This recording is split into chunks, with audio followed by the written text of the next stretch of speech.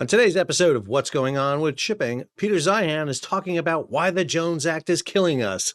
We better call Sal.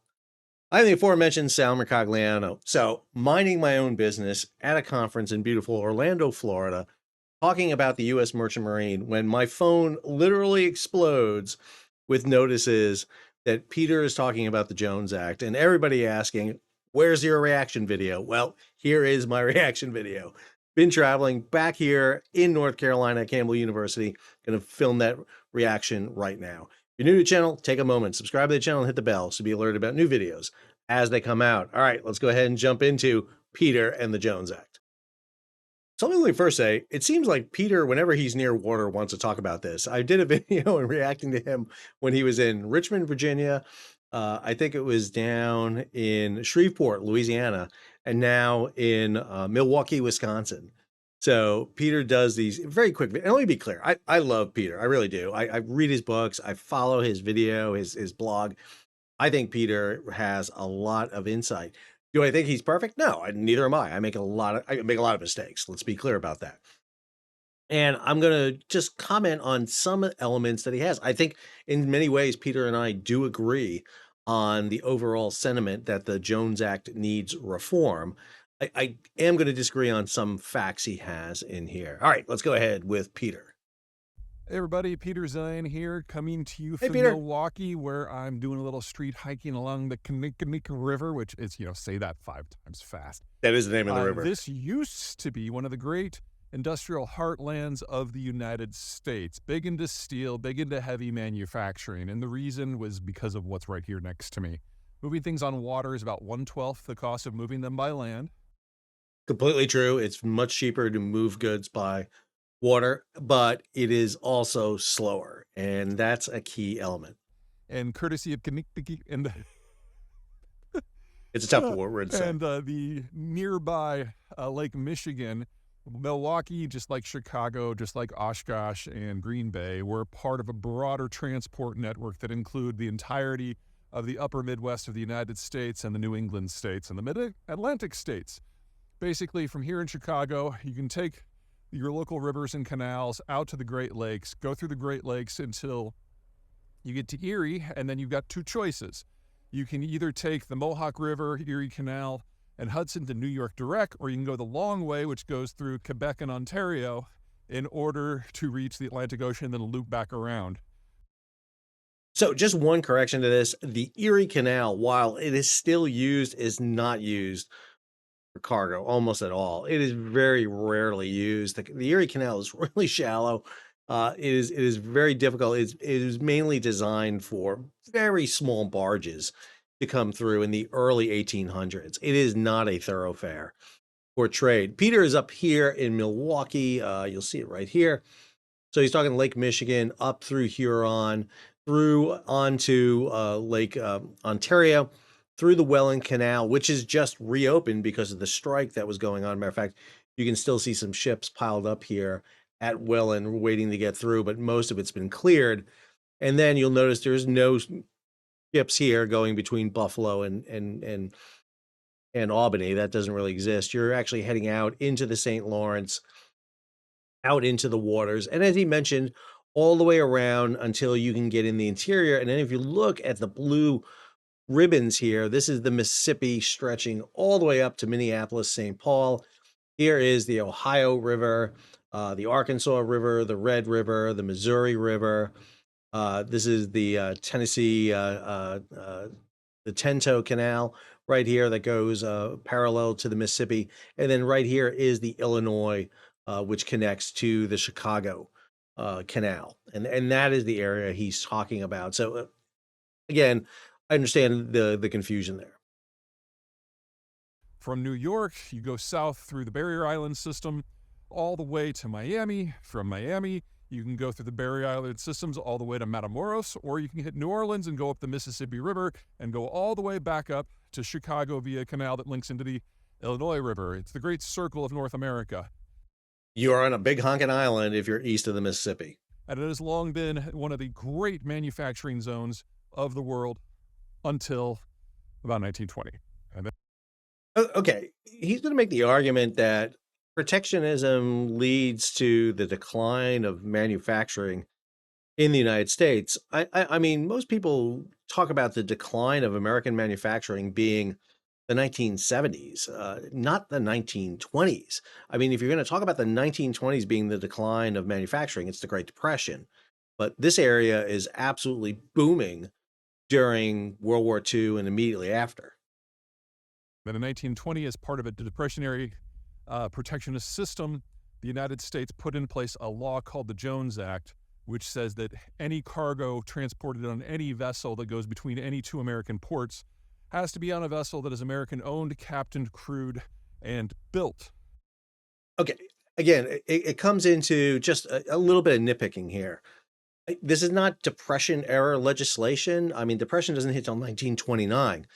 The Jones Act, the Merchant Marine Act of 1920, is a national maritime strategy that comes out of World War I, where the US found its goods piling up on the docks because our shipping, or excuse me, our cargo is being handled internationally by foreign ships, British, French, Italian, German. And when World War I struck, all of a sudden those ships were diverted or had to run for cover, and our goods piled up on the docks. They couldn't go. Our imports, exports suffered. We had a recession in 1914. And fortunately, we had a coastal fleet that we could use and put into the international trade while we started a massive shipbuilding program under the Shipping Act of 1916. What the 20 Act did was, yeah, it talks about coastal trade. That's Section 27, that is cabotage. But it also included the creation of the U.S. Shipping Board, talked about the setting of freight rates, talked about international shipping, it talked about seamen's rights. There was a whole series of elements in there that created a national maritime strategy. The fact that cabotage is section 27 should tell us that there are a lot of other things that were going on in this legislation. So I think his analysis of why the legislation came into effect is wrong. I do think it's protectionist because of what was going on, because of the period that existed there, where you're talking about national merchant marine fleets, and the US really found itself in a quandary because when the US had to transport the AEF, 2 million troops to Europe, it had to rely on largely the British to transport the large majority of them. The US only transported about 45% of the total troops over to Europe, and half of those went on, in turn, German ships that the US seized in our ports and reflagged. And over the course of the next century, we saw cargo transport on America's waterways drop by 97, 98%. Some Okay, I don't know where he gets that number from because I have a real hard time processing that number. He's talking about 90, let's go 97%. He's saying that American freight on the oceans drops by 97%, which means then that freight on the water today should be 30 times, 35 times higher than what it is. I mean, I don't understand the math behind that, and I'll show you what I mean. So this chart comes from Bureau of Transportation Statistics, their 2022 Transportation Statistics Annual Report, and they're talking about freight mode in terms of weight. We're looking at tonnage here. This is from the report. And if you look in 2020, this is in millions of tons. So this is, we moved freight within the United States. We moved 19 billion tons of cargo in the United States, 12 and a half by truck, 1.5 by rail, zero point 0.8 by water, and then a combination of them, you see here, derivatives, and then by pipeline, 3.7. So he's saying that we should be 30 something times higher here than what we are showing on this chart. I mean, if you multiply that by 35 times, that's like 27 billion tons of cargo. We're not even moving that today. I find it hard to believe we were moving that in 1920. I think the reason for the reduction in the movement, he blames the Jones Act because you have to transport goods between US ports on a US owned, US flagged, US built, US crewed vessel, is because there are things that didn't exist in 1920 that exist today, such as the interstate highway system, which has trucks, or the pipeline system that exists in the United States. I think we're moving goods in a much different way, and you can see how trucks are doing that.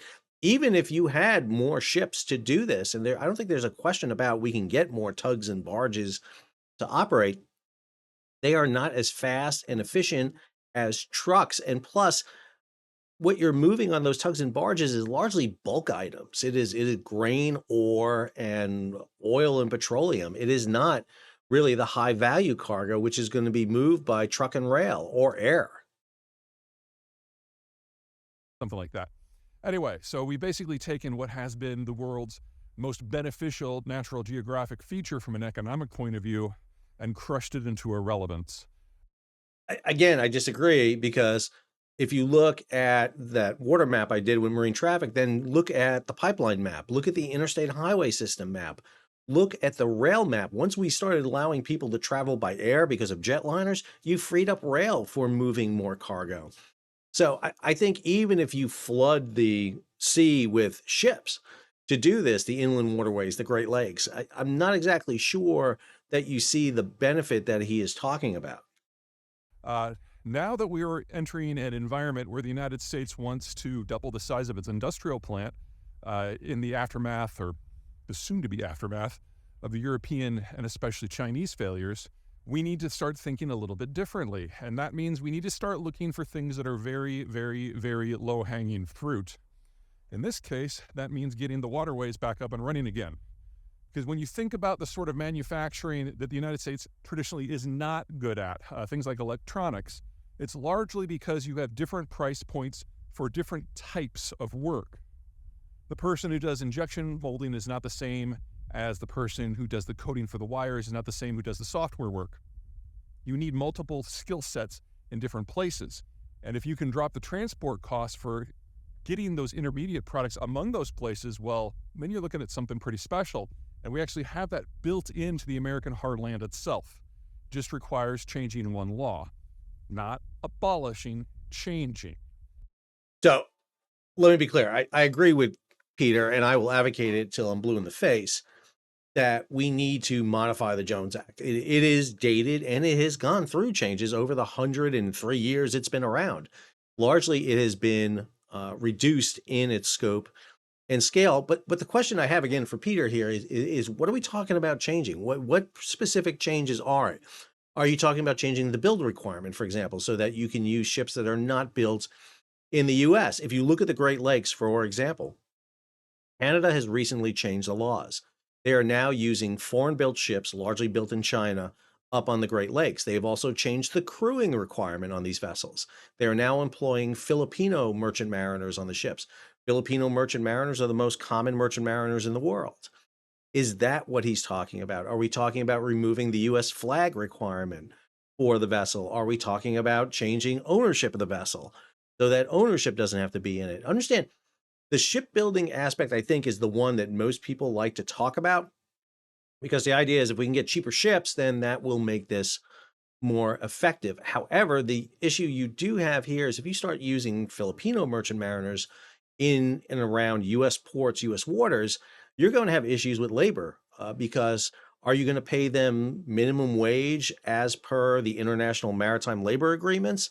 Because that's about $21, $22 a day. That is well below US minimum wage. Are you going to pay them US minimum wage? That's going to jeopardize American jobs in terms of that. Do you plan a ship, a cruise ship off the coast of the United States and just leave it in a port and let it sit there for days and compete against hotels ashore? This is the issue we have to get into, and you got to be careful about. Canada is right now seeing the benefits and the negatives of what they're doing. They've got new ships operating on the Great Lakes. We see them operating right now. We've seen a couple of instances of ships going aground and issues in the Great Lakes with them, but we're also seeing the issue that they're losing a lot of their industrial base in terms of shipbuilding and ship manufacturing, making the construction of their military, the Royal Canadian Navy ships, more expensive. Part of the Jones Act, the Interstate Commerce Act, if you will, is about regulating commerce among the states on the water. And some of that we still need. We clearly need a national regulator, but the rest of it really honestly can go away. So the Interstate Commerce Commission, I mean, that's 1887. That's this is an entirely different act. But I do think Peter's making the point here that we need still the oversight over the ships, which we would have. I mean, we have port state control through reciprocity agreements, through the International Maritime Organization. So any ship that comes into U.S. waters can be inspected by the U.S. Coast Guard, certified by the U.S. Coast Guard, and taken off. But you're talking about labor laws on board the vessels for the crews. And a lot of people will tell you, well, we don't, these crews are going to have to adapt to US labor laws. We don't do that for foreign ships that come in that go between US ports, just don't move cargo. So if you have a US, you have a Hong Kong flagged container ship and it runs from Seattle to Oakland to LA Long Beach, it's in and out of US waters. That crew is getting paid foreign wages. They're not forced to pay at minimum wages of US when they're in US waters. So, I mean, you really open up a can of worms here in some ways. And secondly, I don't know what this really solves because the issues we have right now in the inland waterways are restrictions on the Mississippi due to low water. I don't know how much more, if you had more vessels available, this would actually work. We need to invest in the infrastructure in the inland waters. We need more dredges. We need updated Coast Guard cutters to maintain the aids of navigation. We need to be changing out the locks and improving the locks. We're having problems with the system we have maintaining the flow. I don't know if you add more to it, does it really work? It's like putting more cars and trucks on the highway when the highway is already jam-packed. And if you think that this is a nationalist issue, that we should have this all in American hands, consider that we don't do that for truck, and we don't do that for rail, and we don't do that for air. Only Okay, time out there. Last time I looked on my highway, I didn't see Panamanian trucks with Filipino drivers riding up the road. I'm pretty sure that foreign airlines can't fly between US airports and move people, drop them off, and participate in that. And I'm pretty sure that US rail doesn't have Mexican rail cars and Mexican rail operators operating on them. Is it as complete a cabotage as what's on at sea? No, but we still have that. I mean, the only manufacturers of wide body planes in the world is Airbus and Boeing, and they make 93% of them. So I mean, we do have cabotage, and there is cabotage around the world. There are a lot of people who point fingers at other countries around the world, look at their cabotage, and say we need to change it. China recently repealed part of their cabotage. India repealed part of their cabotage, and the reason India repealed their cabotage, I would tell you, is because look at Indian inland transportation system. It's terrible. But the vast majority of the inland Indian population is not along the coast. It's in the interior. So, looking at cabotage in other countries is much different than that. But I disagree with his statement here about the road, rail, and aviation cabotage. There are forms of cabotage in all sectors of transportation in the United States. for water, only for the thing where we have a massive geographic advantage. So, if you're looking for a quick and easy way to stimulate economic growth in Wisconsin, in Illinois, in New York, anywhere in New England, anywhere in the South, anywhere in the Midwest, this is the low hanging fruit. All we have to do is get out of our own way. Well, again, I don't vehemently disagree with Peter at all. Again, I like Peter's stuff all the time. And I think raising this question is a great one. I think we need to have more dialogue about this. The problem with the Jones Act is this: there are people who believe you don't touch the Jones Act, and there are people who believe you get rid of the Jones Act. And those two group of people on their mountaintop are never going to come down and talk to each other because they're afraid to take that first step, and they'll go tumbling down and get attacked by the other side. So what we wind up with is status quo. People hate the Jones Act. They scream about the Jones Act. People advocate for the Jones Act and attack those who will repeal it. I think, Peter and I are not that far off. We're really not. I agree with him. We need these changes. And I'm glad Peter is talking about this because it raises the level of discourse. We need to be talking about these things. How do we do it? But I also think it's very important to get the information 100% right too. Peter is a wealth of it. I don't know how he knows what he knows. But in this area, there's a couple of points I wanted to clarify. Hope you enjoyed today's episode. If you did, take a moment, subscribe to the channel, hit the bell. to be alerted about new videos as they come out. Leave a comment, share it across social media, give it a thumbs up, and if you can, support the page. How do you do that? You can hit the super thanks button down below or head on over to Patreon and become a monthly, yearly subscriber. And if there's another video that comes out that you want a what you better call Sal reaction, just drop me a note. I can be reached on Twitter, on the comments for my videos. There are plenty of ways to get up with me. There's an email address in the comments that you can send notes directly to me. Until the next video, this is Sal signing off.